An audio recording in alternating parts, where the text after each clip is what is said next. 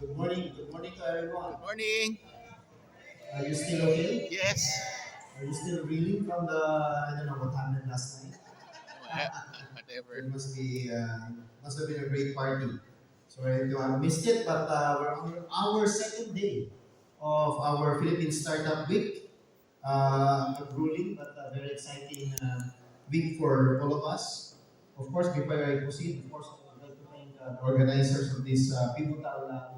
Truly remarkable, pivotal in the sense that it's taking a new direction, perhaps, a new energy infused, if I may say.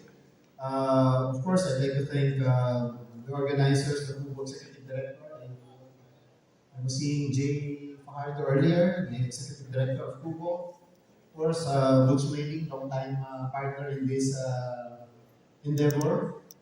As we continue to grow the community, Ms. Cristina Indo Ibanez, the president of the state NCR,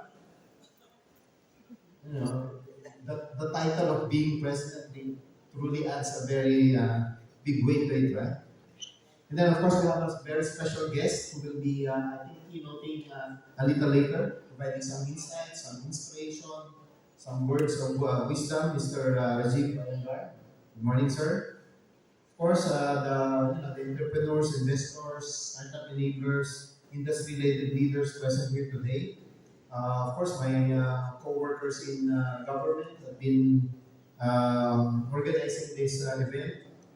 DTI, the ICT, of course, my colleagues from the US Judiciary as well.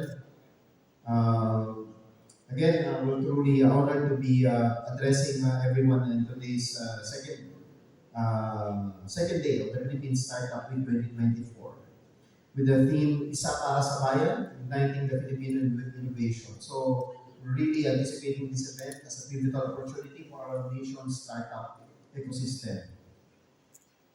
Of course, we are sincerely thankful for the partnership we have with the DTI, with the DICT, for continuously and unwaveringly pursuing this collaboration to foster the development of the ecosystem in organizing this startup week. This is the sixth, by the way. Probably I attended, four of them, five, maybe. It's hard to remember because some of them were online.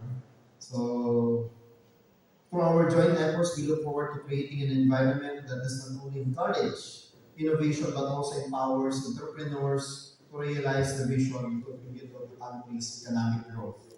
So, if you look at the report of the Asian Development Bank, it says there that the startup ecosystem in the Philippines started to emerge in the early 2000s. No? So that's why yesterday, Undersecretary of the DOST for R&D says, well, we've supported the initial versions of the TBI, kind of version 1 or point 1 since the 2000s. But then through the years, we've continuously evolved, we continuously improved, continuously enhanced the support programs and support ecosystems. And then, of course, we've made significant strides by introducing supporting policies to foster the startup growth. Starting, of course, with the very important law that was passed. Not too many people really appreciate sometimes passage of certain bills, no? But with the signing of the Innovative Startup Act, Republic Act 11337 in 2018, that actually put more meat, no, in the muscle, so to speak. No? So before we were like taking a brave front in funding startups, and taking sometimes bearing the brunt of our auditors, of our commissioning audit. But then by the time they had brought it to our attention, we already said that it was good in academic. That they already had the law had already passed, and we had just to uh, we just had to implement the rules and regulations in order to come up with the programs. And I think we were basking in this glory of having ranked sixth among the top countries for startups in Southeast Asia. and 60th at least globally. So, and that's just last year. So these milestones mark the beginning chapters of our blazing journey for thriving startup landscape. So, and we fully understand the government's critical role in fostering a very supportive environment for startups.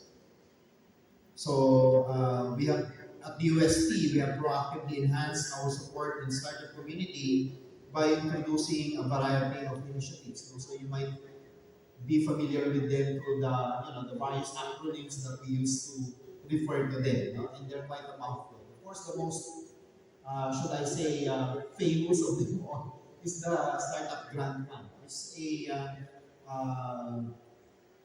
grant mechanism is similar to how we administer essentially the research and development grants that we traditionally give out to universities and research institutions. But this time we're giving it to startups, and I think yesterday I was recalling we had already supported 94 to date, and that includes the ones that had that just started. We also have a special lane for women entrepreneurs and women founders, and we call this the WHYS program. It stands for the Women Helping Women Innovating Social Enterprises. Is actually engaged with the community as an essential component in moving about your own women-led enterprise. Of course, some of the activities that we have in fact in this program would not have been possible without, of course, our technology business incubators. And we have now today 90 plus din. Coincidence, no? Which is funding the establishment and operations of the TBI. We also have our higher education institution readiness for innovation and entrepreneurship, or the hearing program, which is a preparatory program in order for you to be prepared to establish your own TBIs. The TBIs are, by the way, distributed in most parts of the country, mostly in universities. Of course, you have the likes of Kubo. I was referring it yesterday as the as the mother figure maybe of the startups. No? Of the TBIs as well, continuing not only to guide startups but also acting as a mentor for other TBIs all over the country. And then a way to organize all the activities of the TBI, especially on a regional context, is through our regional startup enablers for ecosystems development, or the RECEIVE program. Is for TBI is to establish a formal regional startup consortium. It also brings together some activities that are usually done on a per TBI basis. That's good. If you have a school-based activity, but when you now go to the cities, the different provinces within the city, you now must have bigger visibility, a bigger audience, and hence asking for bigger support. So that's why you have the likes of Scale NCR, which Ms. Indo will later maybe expand on a bit, and its role in supporting the startup ecosystems here in Metro Manila. And we have similar setup or phase in the provinces. So we recognize the unique challenges of startups, and for each program is tailored to a specific audience and objectives. Our mission is to empower them by providing the essential resources, the guidelines, the financial assistance, of course, necessary for growth and success.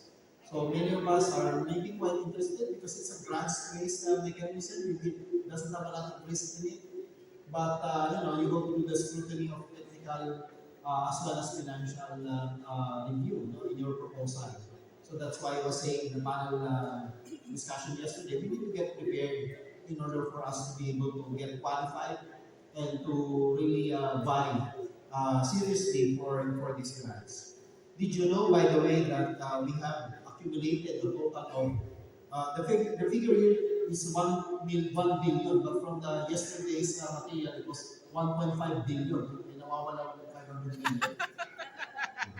I'm just kidding. We'll just probably have to go through it. Pero I think the good news is that we're continuously supporting. Sabi ko, wala akong bukas and nothing tomorrow. Ah, you're Because not I will here. be slugging it out in the Senate, hoping you will get the budget that we need. Did you know already that out of the total funding that we get as a council, over a third of that already is devoted to the innovation phase of the science and technology initiatives, going beyond R&D. That's what I mean. So you really now, palakpakan naman dyan. Diba?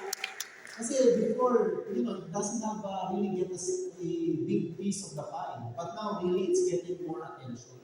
It's also coming out of the fact that we need to also support those good outputs coming from the R&D, whether they're student projects, or projects of your faculty members, or something that you were, inspired to do beyond the confines of the academia. So we need to have that kind of support as well. That's why the fiscal data of the funding that we have is an expression of the policy that we have towards making sure that the startup community and the innovation ecosystem is continuously supported. So let me end by saying that, of course, this is an expression of our firm resolve to support the innovation ecosystem to propel our nation's progress. And the celebration of this Philippine Startup Week brings together another milestone. This is not just, I think, another event, but a reaffirmation of our firm belief that you guys hold the future for this country. And we have a lot of expectations. We have a lot of hope pinned on you to make these things happen. I always say that you don't really have to remember all of the fancy acronyms that we use to refer to our programs. But please do approach us. Please do talk to us. Please do have some conversations with us so we can find the best opportunity for you to engage and be supported.